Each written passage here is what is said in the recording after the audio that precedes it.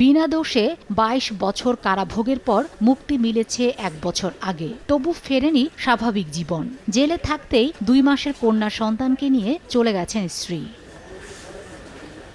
বর্তমানে বাগেরহাটের ফকিরহাট উপজেলার ভাবনা খুরিবুনিয়া গ্রামের আশ্রয়ায়নে মায়ের ঘরে থাকতে হচ্ছে ইব্রাহিম আলী শেখ সাগরকে। তবে বৃদ্ধা মাকে নিয়ে মানবেতর জীবন কাটাচ্ছেন তিনি।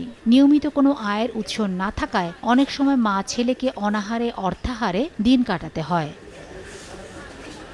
২০০৩ সালের একটি হত্যা মামলায় নিম্ন আদালত ইব্রাহিম আলী শেখ সাগরকে দোষী সাব্যস্ত করে ২০১১ সালে মৃত্যুদণ্ডাদেশ দেন। পরে মামলাটি উচ্চ আদালতে গেলে ২০১৭ সালে খালাস পান তিনি। কিন্তু কারাগারে তার মুক্তির আদেশ ৮ বছরেও পৌঁছায়নি। ইব্রাহিম আলী শেখ সাগরের দাবি, খুলনায় রিকশা চালিয়ে বাড়ি ফেরার পথে রাতে পুলিশ তাকে আটক করে পাশের বটিয়াঘাটা উপজেলার আমেরপুর গ্রামের তাহের হত্যা মামলায় আসামি করে। ডাল ভাত খাওয়ার মতন, আমার একটু চলার মতন, নিজে যাতে একটু চলতে পারে, আমার সেই ব্যবস্থাটা যেন করে দেয় সরকার। আর কোনো জায়গায় কাজও পাইনি। কে হচ্ছে ফাঁসির আসামি ছিল, আমি কোনো জায়গায় কাজও পাইনি। আমি যদি একটা কাজও পাতাম ভালো কোনো, তাও তো একটু কিছু করতে হবে। লেখাপড়া জানি না, তা কোনে কি করবো? আমার মাটাও অসুস্থ, আমিও অসুস্থ, আমার কেউ নেই থাকার, আমার জায়গা নেই, জমি নেই, কিচ্ছু নেই। মুক্তি পেয়ে শারীরিকভাবে অসুস্থ মানুষটি এখন স্বাভাবিক জীবনে ফিরতে হিমশিম খাচ্ছেন।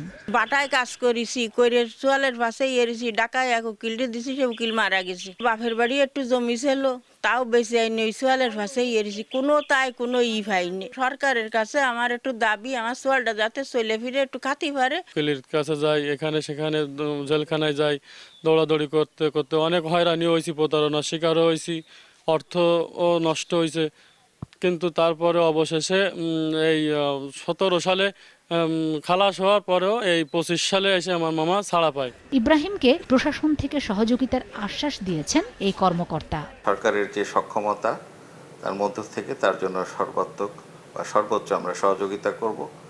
এর পাশাপাশি আমরা সমাজের যারা বিত্তবান মানুষ আছেন তাদের কাছে আমরা আবেদন জানাবো যে তাকে যদি মানবিক সহায়তা করে তাকে একটা সুন্দর জীবন আমরা দিতে পারি।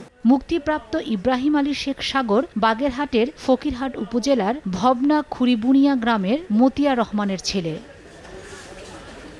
সময় সংবাদ, বাগেরহাট।